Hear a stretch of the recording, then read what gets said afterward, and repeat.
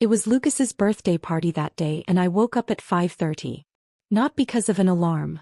My internal clock had been rewired years ago during those early parenting days. The sky was still dark. A soft pink-orange glow barely touched the kitchen window. I sat up quietly. The house was still. The only sounds were the steady tick of the wall clock and the sudden hiss of the neighbor's sprinkler system. My knees were stiff, an old ache I'd come to expect. I sat on the edge of the bed for a few seconds before standing up. My fingers brushed over the crumpled memo pad beside me, a handwritten list of everything I needed to prep for the day. Technically, this party was supposed to be organized by Brian and Natalie. But of course they only came up with the idea. The execution, that naturally fell to me. "It's just easier at your place," Natalie had said on the phone. "Your backyard's bigger and gets more sun." She paused, then added, "And the kids love your blueberry muffins." It sounded like a compliment, but I knew it meant I'd be handling everything. She followed up with a long string of screenshots. Cream cheese puffs, mini cheeseburgers, Sophie's favorite chocolate chip pancakes.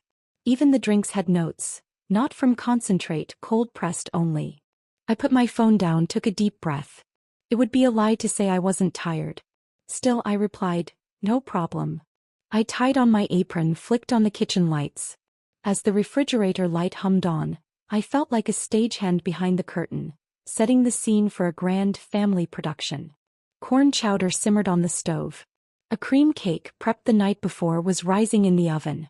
I whipped the frosting, wrist turning steadily, listening to the mixer buzz like a ritual chant echoing through the quiet house. By 9:30 Brian and his family arrived. "Mom, we're here," Brian called out as he pushed the door open. His voice still sounded like the boy who used to burst into the kitchen after soccer practice. But he wasn't that boy anymore. Behind him was Natalie in beige heels, her coat draped over her arm, holding a clear plastic box. "You didn't get the tablecloth on yet?" she asked, eyeing the setup. "Didn't you have a pale gold one last time? This blue clashes with the balloon colors." I looked up, smiling. "The gold one got ruined in the wash last year. This one's new." Her gaze shifted to the drink bucket. "Is orange juice all we've got? We usually do lemon soda. Lucas doesn't like anything too sweet." I swallowed the words, "You didn't mention that," and instead said, "I can check the fridge again." "Oh, don't bother." She waved a hand like brushing away lint. "I'm just saying." Lucas spotted the birthday present I had set out for him the moment he walked in, but quickly tossed it aside like a piece of trash. It was a light gray-blue hand-knit sweater, made with the softest merino yarn I could find. I'd sewn a little lion on the chest. It sat in a neatly wrapped box on the kitchen sideboard. "You still knit?" Natalie glanced at it, let out a soft laugh. "Wow, you've really got time on your hands. But don't waste the effort, he's not gonna wear that." My hand paused mid-wipe on the carving knife. She didn't wait for an answer. She was already headed outside to inspect whether the balloons were symmetrical enough. I lowered my gaze and kept working, but something was lodged in my chest like a stone. By 10:30 Angela's family showed up, fashionably late. The car door slammed shut, followed by Max's shriek, "Let me out. I want to go in first." Thudding footsteps pounded the hall, straight onto the freshly mopped wood floor. He held half a cream donut, icing smearing everywhere as he ran. "Max." Angela called after him, juggling her phone and her parenting. "Don't make a mess." But she didn't even look up. Phone pressed to her ear, voice rushed. "Yeah, I'll be in San Francisco next Wednesday morning." "No, let John cover that first. Listen to me." I took Max's coat from his arm, led him to the bathroom and closed the door behind him. I could still hear Angela's heels crossing the living room floor, her voice carrying through the hallway. "She's used to doing everything. Just let her handle it, don't worry," she said breezily, like she was commenting on the weather. He was talking to Dennis. He had been standing by the kitchen doorway, halfway to helping me plate the appetizers. I saw his hand extend, then freeze midair when his wife's words reached him. Dennis nodded and stepped back. But when his eyes met mine, there was an awkward, flickering guilt in them. The party picked up quickly. Kids were shrieking and chasing each other around the backyard. Max tumbled headfirst into the grass and came up with mud all over his pants. Natalie glanced over and said, "It's fine. He's having fun." Lucas was spinning in circles beneath the balloons, while Sophie and two girls huddled in a corner working on a collage. I was in the kitchen laying out salad, fruit tarts, a platter of wings, keeping one eye on the soda bucket to make sure there was enough lemon and grape soda to go around. When it came time for the family photo, I was still drying my hands, getting the last batch of chicken bites out of the oven. Sophie came running in, tugged at my apron and chirped, "Grandma, come on, we're taking pictures." "She can finish up first," Angela said, appearing behind her and casually redirecting her daughter without missing a beat. "She'll be there in a minute." I stood at the kitchen door, watching them line up in front of the wicker chairs. Brian with his arm around Natalie, Dennis with a hand on Angela's shoulder, kids beaming like a family from a commercial. The camera shutter clicked just as I stepped forward, still holding a tray of Lucas's favorite chicken nuggets. The steam rose around me in little clouds and suddenly my eyes stung. In that moment I felt like I wasn't part of the picture. I was part of the backdrop. The quiet figure behind the scenes, always busy, never in the frame. By the time I set the tray down and looked up again, the group had already scattered. Angela was back on her phone. Natalie was scrolling through the party photos, zooming in to check if she looked good. The kids were gone, vanished into the yard or the house. I turned back toward the kitchen. Cake crumbs dusted the counter. The sink was piled with bowls, glasses, one overturned juice cup and 2 crumpled towels smeared with frosting. A thought flickered through my mind like a match strike. How did I become the stagehand in my own family's life? I couldn't even remember the last time I sat on the couch and ate a piece of cake without jumping up mid-bite. The party ended faster than I expected. The noise vanished like a tide going out. One last kid ran out the back door with a balloon trailing behind him and then, slam, the door shut. Silence. Just juice stains, bits of cream and me. I stood by the door and watched them load the cars. Angela waved as she slammed the trunk shut. "Mom, I'm flying to Chicago next week," she called out.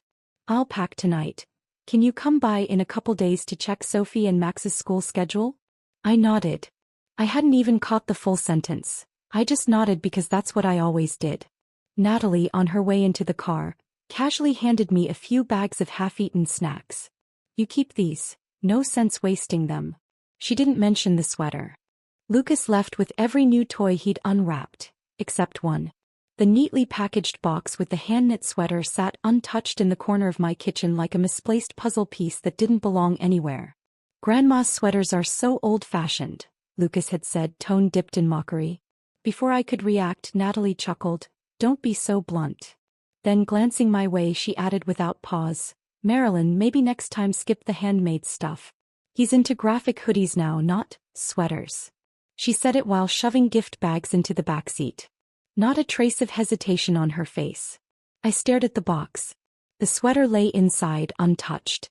My chest clenched like something sharp had jabbed it. The car door slammed. The engine started. And then silence again. The kind that hums through your bones. Like the last few hours had never happened at all. I took off my apron and turned toward the kitchen. It was a war zone. Unfinished salad wilting on the counter, paper cups overturned. Max's donut lay on the carpet, flattened into a sticky black stain.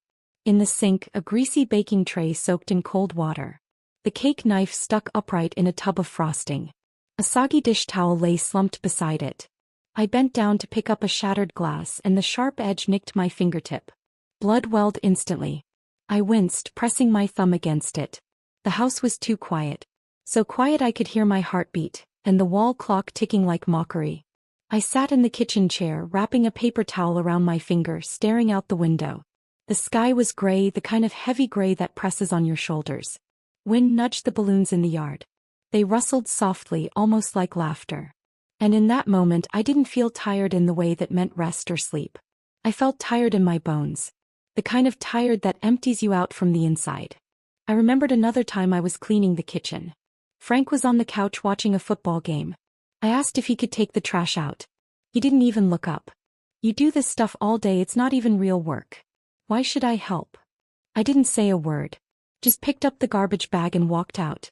It was windy that day, so windy I almost lost my footing. Even then I told myself, he's just not good at expressing himself. He loves me. He just shows it differently. But now I know better. That was just me lying to myself. The kitchen light cast shadows across my face. In the reflection on the oven door I saw myself. Fine lines at the corners of my eyes, pale skin, loose strands of hair not yet tied back, and those faint smudges under my eyes. And suddenly I asked myself, what am I to them really? A mother? A grandmother? Or just an endless supply of free labor? I remembered who I used to be. Back when I taught piano at the local music school. I wore kitten heels, curled my hair, wore lipstick. Frank used to say, when you play, you make the piano come alive. But after we got married, he changed. The world's too messy out there, he said. You're safer at home. After the kids were born, I tried going back to teaching. It didn't even last 3 months before the passive-aggressive remarks started. We don't need you bringing in money. I need you here, taking care of the house. So I gave in. Told myself it was for family. For love. For duty. And today the sweater I knitted with care was called not useful. The party I planned from scratch was seen as expected, then picked apart detail by detail. They didn't even wait for me to join the family photo. When the glass cut my hand, not a single person asked, "Are you okay?" or said, "Let me help with that." That night I cleaned the kitchen inch by inch. Swept the crumbs, wiped the juice stains, picked up the broken glass, piece by piece. I folded Lucas's sweater carefully, laid it in the bottom drawer. Then I turned off the lights and sat alone in the living room. The room was dim. Street lights cast a pale glow through the window, landing on my hands, still wrapped in a paper towel to stop the bleeding. And I asked myself one question. How much longer do I keep doing this? The next morning, it wasn't even 8 when I heard the familiar slam of a car door. I didn't need to pull the curtain back, I already knew who it was. Angela's SUV stopped in the driveway. The tires were still rolling when Max jumped out, shouting, "I'm bringing the green skateboard inside." I opened the door. Angela was dragging a suitcase with one hand, phone clamped between her shoulder and ear, face tight with urgency and fatigue. She was mid-call, talking fast. "I'm at my mom's now. Yeah, I need that deck finalized before the morning briefing. Beth didn't respond yesterday." He gave me a look that meant, "Take the bag." I took it. Then gently grabbed Max by the sleeve as he started tearing apart my couch cushions. "Easy there, kiddo. Don't hide the remote again." Angela ended the call and flashed a mechanical smile. "Mom, you're amazing. Seriously. I've got to catch a flight. I'll be back tomorrow afternoon. Today they're all yours." "I thought you said your trip was next week?" I asked, quiet but confused. She paused, blinked as if trying to recall her own timeline. Then let out a small laugh. "Flight changed. Booking's a nightmare lately, you know how it is." I didn't say anything. Just nodded. Max was already in the kitchen digging through drawers for candy. My freshly cleaned floors were stamped with muddy little footprints in less than 2 minutes. He picked up one of my spice jars, twisted the lid off and asked, "Grandma, can this be a rocket launcher?" "No," I said softly. "Put it down." He didn't. He twisted harder until, snap, salt exploded across the floor. He laughed like it was a masterpiece. Angela peeked in. "If he's too much, just plop him in front of the TV. He doesn't need to learn anything today anyway." I bent to grab the broom, lips parting, but no words came out. She pulled her suitcase to the door. "Oh, lunchboxes are in the fridge. Don't let Sophie eat too much sugar. She had a toothache yesterday." "What time do you land?" I asked. 3:30. "Dennis'll pick me up." "And the kids?" She waved a hand like brushing lint from a sleeve. "They're with you. Just like always." The door slammed shut.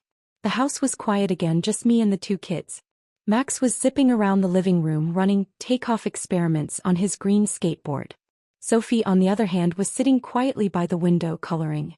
She looked up at me and asked softly, "Grandma, why are you always so busy?" I froze. Her voice was purely curious, no judgment, no pity, just the kind of question only a child could ask. I didn't know how to answer. "Do you like doing all this?" she asked again. I smiled faintly and knelt beside her to tidy her papers. "I used to think I did. And now? No. I'm not so sure." She furrowed her little brows as if trying to figure out what I meant. But a second later she went right back to coloring her pink bunny. Around 10:30 the doorbell rang. It was Sharon, holding a bag of apple pie, wearing that old t-shirt with the little dove print and her usual bright grin. "I stopped by the farmer's market and thought of you," she said as she stepped in. "That party yesterday looked lively on Instagram." I gave her a weary smile. "Lively, yes. Cleanup was all me." "What again?" You did it all by yourself. I just nodded. She glanced around the kitchen and living room, then at Max crawling on the floor and whistled. You look like a full-time unpaid house manager. I laughed but didn't argue. She wasn't wrong. She was so right it actually stung a little. You're not their maid, Marilyn, she said calmly. You're not an on-call nanny. You're a person. With a name, with interests, with a pulse. Not some automated system for domestic operations. They're not bad people, I murmured. They're just used to me always being here. That's the problem, she said, leaning on the kitchen doorway. Once you become part of the scenery, they stop seeing you. Her words stopped me cold. I looked out the window at the bits of party ribbons still fluttering in the yard. A strange heaviness pressed against my chest. Have you ever thought about what would happen if one day you weren't here? She asked. I shook my head. My throat tightened. I never used to. Well, let's start thinking now. She flashed a grin and pulled a pink flyer from her tote bag. Women's Support Circle. Friday morning. I go every week. You should come. I took the paper. The soft pink background read. Being seen starts with showing up. My fingers burned a little as I held it. The cut from the broken glass still ached faintly. That's when it hit me. It hadn't healed. It was still bleeding, just quietly, just out of habit. I stared at the flyer and nodded slowly. I'll come. Sharon smiled. I'll pick you up. We made a plan. That Friday I was ready 20 minutes early. I wore a slate blue sweater and curled my hair slightly. In the mirror I didn't look like someone going to a gathering. I looked more like someone heading into an uncertain job interview. Sharon pulled into my driveway right on time, wearing sunglasses and waving out the window. Hop in. Today's lesson, how to stop saying sorry all the time. I laughed and got in the car. She had the radio on, an old Carole King song, It's Too Late. The soft rhythm, the lyrics, they felt like they were pulled straight from my chest. The women's circle met in the community room at the city library. A small, warm space with chairs arranged in a circle. Posters lined the walls. You're not alone. Stop shrinking to fit spaces you've outgrown. I hesitated when I walked in, unsure where to look. Everyone was chatting, smiling, like it was a reunion of longtime friends. I hovered by the doorway, feeling like a guest in the wrong movie. Sharon patted my shoulder. Sit here. I'll grab you some tea. I settled into a chair in the corner. Next to me was an older woman with a full head of silver hair, wearing a bold red jacket. She offered her hand. I'm Irene. Retired nurse. First time here. I nodded, trying to smile. Hi, I'm Marilyn. Firsts are hard, she said warmly. I came for the first time last year. Was so nervous I didn't say a word. Ended up crying anyway. I didn't even bring enough tissues. I chuckled, some of the tightness in my chest easing. The facilitator was a woman with lavender gray hair named Tamara. Her voice had a grounded strength, neither loud nor soft, like the crisp sound of a pencil moving across paper. She said, today's theme is, who I am is not defined by what I do for others. She asked each of us to share a moment when we'd recently felt unseen. When it was my turn, I shook my head. I don't really have anything to share. Sharon looked at me with gentle eyes. It's okay. We're listening. I opened my mouth, intending to say something light.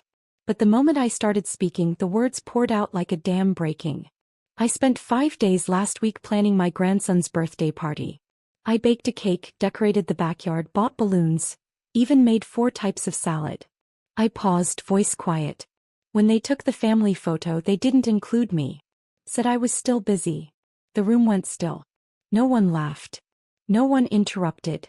Just a soft, steady silence of people holding space. I'm not asking to be thanked, I whispered. I just realized I've been taken for granted for so long, I forgot what it felt like to be seen. Irene passed me a tissue and I only then noticed the tears slipping from the corner of my eye. Tamara nodded. Being useful is not the same as being loved. The words hit something dull and buried in my chest. Useful. Frank's voice rose again in my memory like a skipping record. You take care of the kids in the house because that's your job. That's what women do, it's for the family. I didn't question it back then. Even years later I kept telling myself, you matter because you're useful. But today for the first time I saw it clearly. Useful isn't the same thing as loved. On the drive home, Nora Jones's Don't Know Why played softly in the car. The streets slipped past the window in slow motion, sunlight streaking across the windshield like a thin veil of time. Sharon didn't say much. She glanced at me occasionally but mostly let the silence stay. And I knew she understood exactly what I was going through. It wasn't sadness. It was a long overdue clarity. When I got home, I didn't head straight for the kitchen. Instead, I walked into the living room and opened a worn music folder I hadn't touched in years. My fingers brushed across the yellowing sheets, breathing in the faint scent of old paper and dust. I pulled out a piece, an old tune I used to teach, and sat down at the electric piano by the window. I used to be a teacher. A piano teacher. I pressed the first key.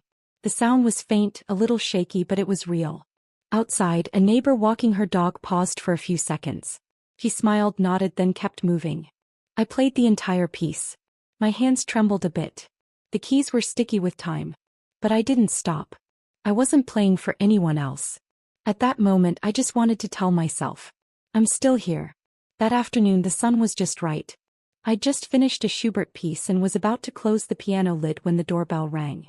I opened it to find Angela standing there, the kind of exhaustion on her face that left no room for small talk.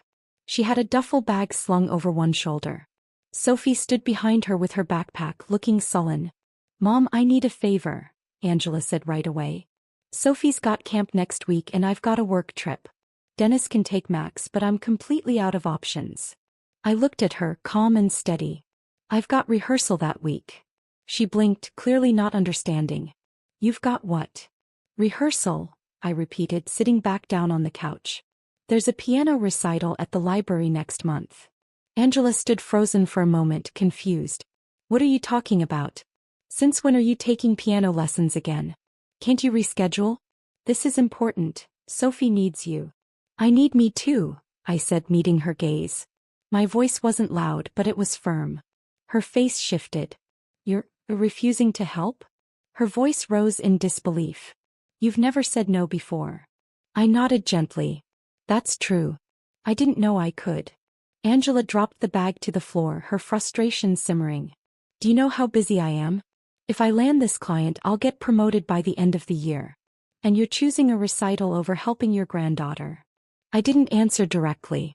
I just looked at her, the way you might look at a version of yourself from long ago. The kind of woman who always put others first until there was nothing left of her. Sophie tugged lightly at her mom's sleeve. "Can we just go home?" she asked softly. Angela looked down at her daughter and something in her face shifted. The anger ebbed a little, replaced by something messier. He picked up the bag. "Fine. I'll figure something else out." She turned to go, but I called after her. "Angela." She didn't turn around. "I'm not saying I won't ever help you. I'm just saying I can't be the person who never has a life of her own." She stood at the door for several seconds before muttering, "I didn't expect you to turn into this." "And I never expected I could," I said quietly. The door closed. My heart was pounding. My palms were slick with sweat. I sat on the couch for a long while. Then my phone rang. "Brian." "Mom, did you forget to pay for Lucas's summer camp?" he asked right away. Natalie's card got declined and said the charge hadn't gone through. I closed my eyes and took a deep breath. "I didn't forget," I replied. "I've decided I won't be covering your children's expenses anymore." Silence. "What? Since when?" he snapped. "You said." "That was before," I interrupted. "Starting now, you and Natalie are Lucas's parents. His needs are your responsibility. My retirement fund isn't a backup account for your household budget." There was a pause. Then his voice turned accusatory. "Did Angela say something to you? Is she putting ideas in your head?" No one said anything. I stood, walking toward the window, looking out at the roses in the garden. "I've just decided to spend my time and money on things that matter to me." "You've changed." His voice dropped. "Yes, I've changed." Then I added, "And maybe I changed far too late." I hung up. A month ago, if someone had told me I'd be sitting in a sunroom with a dozen women, singing "You've Got a Friend," I probably would have smiled and said, "That sounds like someone else's life." But here I was, settled into a slightly worn yet sturdy folding chair, a cup of coffee in hand, sunlight streaming in through the blinds, pooling in stripes across the floor. Around me sat silver-haired women, bright-eyed and animated. We were Coastal Voices, a local women's arts group for seniors. The members ranged in age from 62 to 78. Some had been nurses, some lawyers, one had danced professionally on Broadway. Different lives, different histories, but every single one of them had been invisible once. To family, to society, to themselves. It was my first rehearsal. I was nervous, sat off to the side with my sheet music and a bottle of water. Lana, the group leader, was a former musical theater performer. Her ponytail bounced when she walked, her voice as bright as a silver bell. "Marilyn. Over here, we saved you a good seat," she called. They welcomed me in like I'd always belonged. We started with warm-up exercises. I couldn't quite match the tempo at first and my voice barely left my throat. Lana came over and patted my shoulder gently. "Don't worry," she said. "This is our world. No judges, no audience." I smiled. Slowly, my voice began to blend into the harmony, like a drop of water finally finding its stream. After rehearsal, we sat around chatting. One woman shared how she left an unhealthy marriage in her 60s. Another spoke about her solo road trip after losing her husband. Someone else recounted the joy of filing her taxes alone for the first time and getting it right. I listened, each story peeling back a layer I didn't know I was still hiding beneath. It stung a little, but it also felt like breathing. Sharon gave me a knowing wink. "Told you, you belong here." I nodded, my eyes stinging. I wasn't just useful in a life someone else had scheduled for me. I was wanted, in a life I chose for myself. After lunch, someone suggested we each play a favorite piece. I hesitated, then walked slowly toward the upright piano. I played Edelweiss. It's not a hard song. The melody is soft, familiar. I used to play it for Angela when she was little. She always said, "This one sounds like flowers blooming." When I finished, the room filled with applause. But it wasn't the polite kind you get when your kid says, "Thanks, Mom." It wasn't the occasional "not bad" Frank used to mutter. This was real. This was applause for me. I stood and said quietly, "It's been over 20 years since I played a full piece in front of anyone." Connie, the woman seated beside me, reached over and squeezed my hand. "You play like you never stopped." That afternoon back home, my phone lit up, Angela's name on the screen. I didn't answer. Not out of anger, but because I'd finally realized something. I didn't need to be available at all times. My time could be mine. I made a cup of lemon tea, opened the living room curtains. The light poured in like a quiet permission slip. The sweater still lay at the bottom of the drawer. I didn't touch it. Sophie's voice came back to me. "Grandma, why are you always so busy?" I hadn't answered her then. But now I knew the truth. Because I never stopped long enough to ask myself what I wanted. I sat down at the piano, opened the old music book once again. At that same moment, Angela was sitting on a bar stool in her kitchen, listening to the final beep of my voicemail before it clicked off. Her face was tight, one hand pressed to her temple. Dennis walked in holding a scrap of paper. Sophie's drawing, a crayon sketch that read, "I miss Grandma." Angela sighed. "She's completely shut us out now." Dennis leaned against the fridge, his voice calm but firm. "No. She's finally paying attention to herself." Angela looked at him, lips pressed into a cold, thin line. "Easy for you to say." "I'm not saying it to be smug," he said, pausing as he glanced at the drawing. "You know, my mom raised me alone after her divorce. She worked at a bank. Day shifts, night shifts. I'd wake up at midnight and the kitchen lights would still be on. She'd just finished closing reports and she'd be packing my lunch and washing my uniform." He looked up, voice softer. Her eyes were always red. But she never said a word. Angela stayed quiet. "I couldn't do anything to help then," Dennis said. "But I remember she'd stand at the stove sometimes just staring at the pot. Like she forgot who she was." "Marilyn's not your mom." "No," he said. "She's stronger. She lasted longer. And when someone holds everything together for too long, the moment they stop, you better not stand in their way." He looked her in the eye. "A woman can hold up the sky. But she can also get so tired she can't see herself anymore." Angela didn't respond. Outside, the garbage truck rumbled by. She glanced toward the sound, then seemed to remember something. How even taking the trash out had never been her job. The invitation came on a Tuesday morning, unexpected and quiet. I was just about to head out for rehearsal when I found it in the mailbox.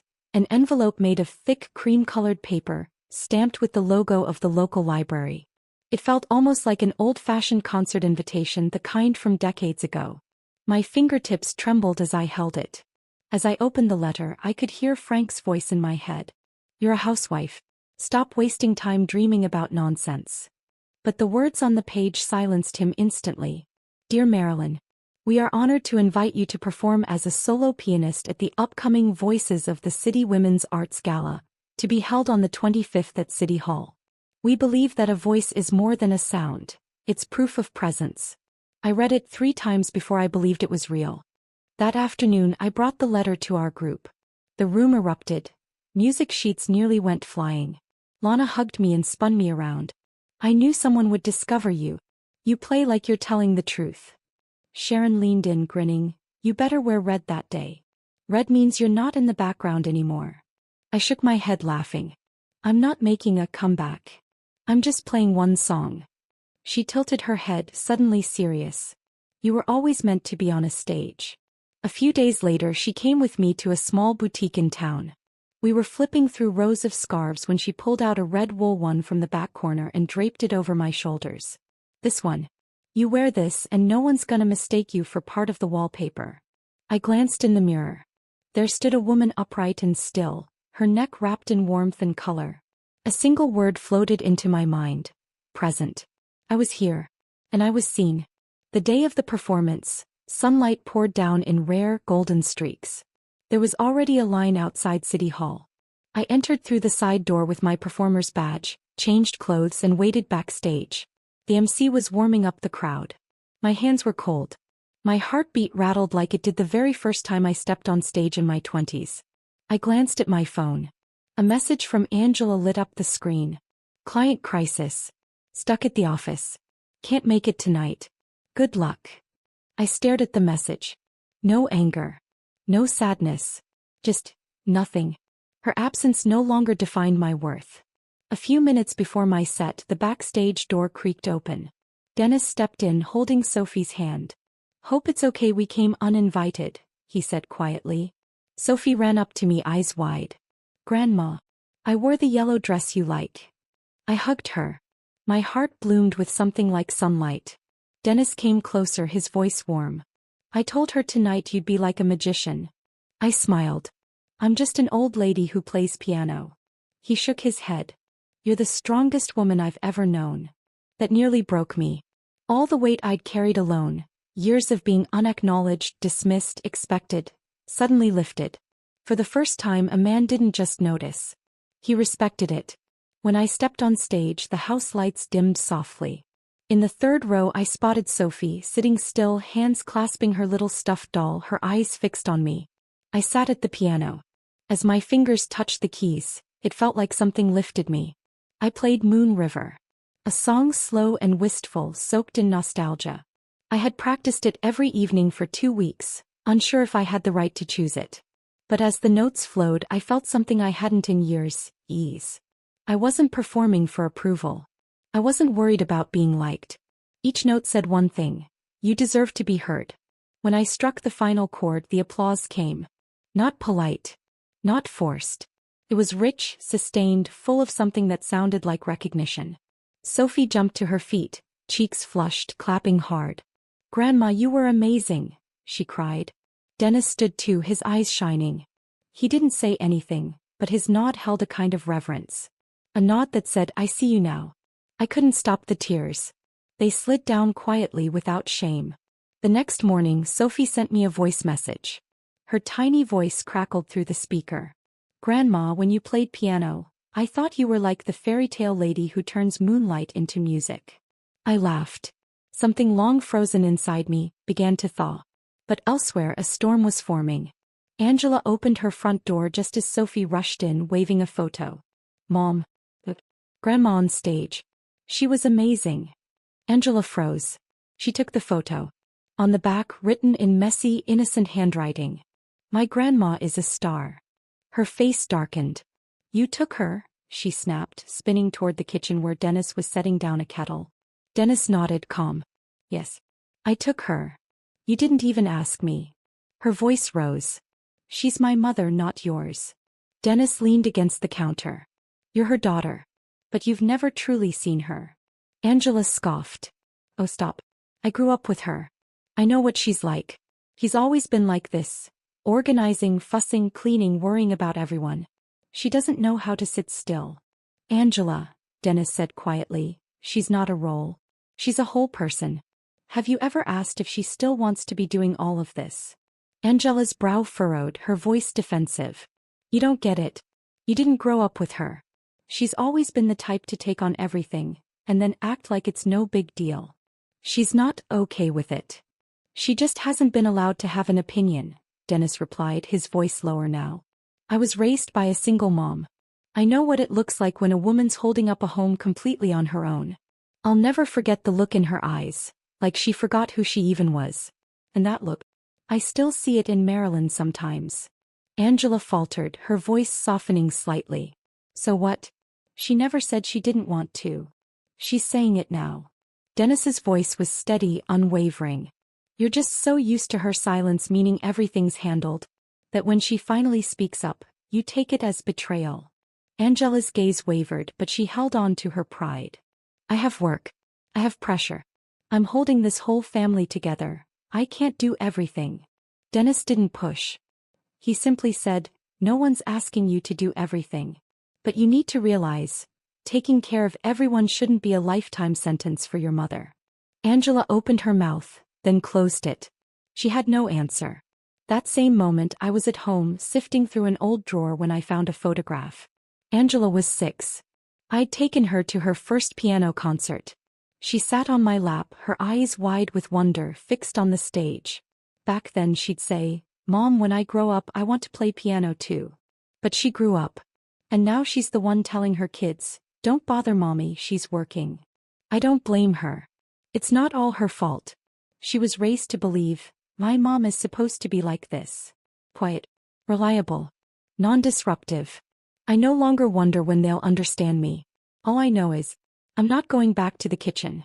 From today forward, I will no longer be the silent footnote of my own life. Later that afternoon, I just wrapped up a lunch hour rehearsal and was about to head to the market when my phone rang. It was Brian. Hey Mom. We're planning Thanksgiving this year, inviting a few friends over. Natalie thought it'd be easier if we did it at your place again. More space outside and you're great with the food. We'll bring dessert, just easier with the kids not tearing up our house. I stood at the car, hand on the door handle. Paused. I already have plans for Thanksgiving, I said. I'll be assisting at a piano salon that day. There was a beat of silence as if he hadn't processed it. You have plans? Yes. I've helped organize a Silver Arts program for the community. I'm managing logistics and performance coordination. I opened the car door and got in. So no, I won't be hosting this year. His voice lifted slightly. But we've already told people. Natalie sent out the invites. They're expecting to have dinner at your house. You can't just back out. I heard that phrase, your house, and felt the irony twist inside me. It only became our home when they needed something. You can tell them your mom will be at the piano this year, not making mashed potatoes, I said calmly. He hesitated, then replied with a touch of sarcasm. Let me guess, Angela got to you. You two are both in this whole independence phase. Or something now. No, I said evenly. It's because I never used to understand the word boundaries. You're a father. You're a husband. Your household should not depend on a 66-year-old woman to carry your logistics and your finances. Another pause. Then his voice turned cutting. So what, you're just going off to live your little life now? You could say that. I smiled. Oh, and tell Natalie to stop forwarding your mortgage statements to me. They're not my problem. They never were. I slipped my phone into my purse, hands resting on the steering wheel. I didn't turn the key right away. This was my first time refusing their holiday nomination. No guilt. No second-guessing. Just freedom. That afternoon, I walked into the community center's activity room. Our Silver Keys piano class was in week 6. The group had grown from 4 to 9 women. 2 of them drove 40 minutes from the next town just to be here. Grace wore a golden knit sweater, which she announced was her performance color for the day. She was still working on a C major arpeggio, but her laugh echoed louder than her notes. I had everyone play a piece they were most familiar with. Some picked childhood nursery songs. One attempted a broken line of A Christmas Carol. When it was my turn, I played Claire de Lune. The moment the first note sounded, the room fell completely still. Grace watched me closely, then whispered, "You should have been on stage 20 years ago." I looked at her and smiled. Back then I thought the kitchen was my stage. She stared, then reached for my hand and gave it a quiet squeeze. After class, I wrote my favorite quote on the blackboard. "You're not too late. You're right on time." That evening, I got a message from Natalie. "Since you're not helping with Thanksgiving this year, we've decided to go out. Lucas was hoping for your pumpkin pie, but oh well." I didn't respond. Not because I was angry, but because I finally understood. Their disappointment was never my burden to carry. I stood in the doorway of my kitchen, eyes resting on the worn yellowing recipe binder beside the oven. I realized I hadn't touched it in 3 weeks. And for the first time, I didn't feel guilty. I no longer needed to bake to prove I was lovable. That weekend, I attended another women's empowerment forum hosted by the library. Sitting among strangers who felt oddly familiar, I heard a speaker say something that etched itself into me. We were never born to be someone's something. We were born whole. I wrote it in my notebook and circled it in red. I wasn't just Brian's mom, or Lucas's grandmother. I was Marilyn Thompson, piano teacher, community volunteer, a woman with a life of her own. And that identity needed no one's approval. The weather had turned. Leaves fell from the sycamores in crisp, quiet showers. I took down the summer wind chimes and replaced them with a soft fabric wreath in autumn tones. When the wind blew, it no longer chimed, it whispered. As if reminding me, it's time for a seasonal change. Maybe even a different season for mothers and daughters. Angela no longer called as often. She didn't ask me to babysit or to handle her household emergencies. But I could feel her, circling back. One afternoon, just after I finished teaching a Silver Keys class, I was putting away sheet music when I heard a familiar voice at the door. "Mom." I turned. Angela stood there, coat still on, Sophie's hand in hers. One foot already inside the classroom. "Can we just listen for a bit?" I nodded. No questions. Sophie ran over, beaming. "Grandma, what are you playing today?" I picked her up and settled her on a chair. "Over the Rainbow." Angela remained near the door, watching. But not with impatience or distance. Her expression was complicated. She was seeing me, maybe for the first time, not as someone who filled the gaps, cooked, cleaned, cared, but as a person who was respected, heard, and needed in a room full of women. She whispered a hello to Grace beside her. Grace smiled and said, "Your mom's eyes light up when she plays." I saw that comment ripple through her like a small stone dropped in deep water. She sat in a corner seat, gripping her purse strap, silent. And she stayed that way until the last note rang out and the room erupted in applause. Then she exhaled, like surfacing from underwater. After class, she lingered. I was gathering books when she approached me slowly. "When I was a kid, didn't you used to play that song every Christmas?" I paused. "Yes. You were in The Wizard of Oz that year. I played it every day for you to practice." She nodded softly. Her eyes misted. "I think I forgot that," she said quietly. But today, when Sophie heard it, she held my hand and asked, "Mommy, did Grandma play that for you when you were little?" She smiled faintly, but her eyes brimmed with guilt. I didn't know how to answer. It took me a long time to remember. I stopped what I was doing and looked at her. Her voice was raspy with emotion. "I always thought of you as part of the kitchen. The person who opened the door, cooked the meals, drove the carpools, fixed the band-aids. And somewhere along the way, I became just like Dad.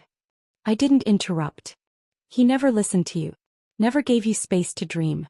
And somehow I followed in his footsteps and pushed you right back into the same mold." Tears gathered at the corners of her eyes. Her voice dropped to a whisper. "I don't want to be that person anymore, Mom. I really don't." I took a deep breath and set my sheet music aside. "I'm not here to blame you," I said, stepping closer. "I just want you to see me. I was never just your mother. Or his wife. I'm a woman. A person." She lowered her head and finally the tears fell. "You've done so much better than I have." I gently held her hand. "We're all just women," I said softly, "learning how to be mothers, and how to be more than mothers." She looked up, eyes shining. "Could I learn to play piano with you?" I smiled. Of course. But fair warning, I'm a tough teacher. She laughed through the tears and then hugged me. In that moment we were two whole people. Not roles. Not obligations. Just women. Reaching for each other again.